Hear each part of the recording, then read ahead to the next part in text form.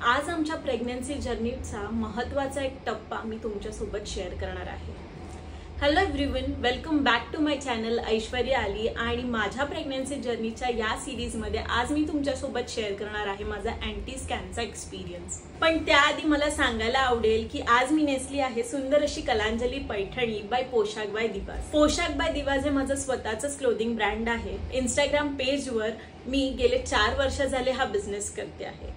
So पोशाख bye दिवाजला नक्की follow करा आणि जसं प्रेम तुम्ही ऐश्वर्या आलीला देत आले आहात तसंच पोशाख बाय दिवाजला देखील द्या। अँटी स्कॅन म्हणजे नेमकं काय असतं?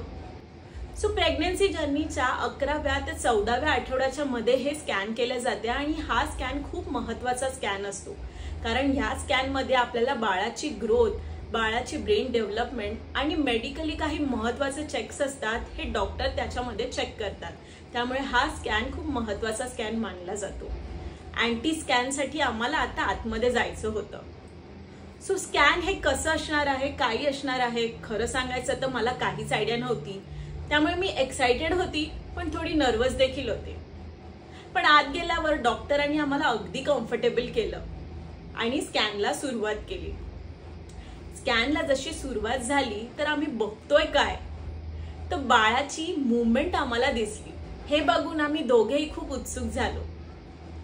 हळूहळू आम्हाला डॉक्टरांनी अँटी स्कॅन कशासाठी करतात हे सांगायला सुरुवात केली। मग डॉक्टर आम्हाला या स्कॅन मध्ये बाळाचं वजन, बाळाची हाईट, बाळाचं ब्रेन डेव्हलपमेंट, ओव्हरऑल बाळाची डेव्हलपमेंट, ग्रोथ कशी आहे हे सांगत होते। आणि पहिल्यांदाच ह्या स्कॅन मध्ये आम्ही बाळाचे हार्टबीट्स देखील ऐकले।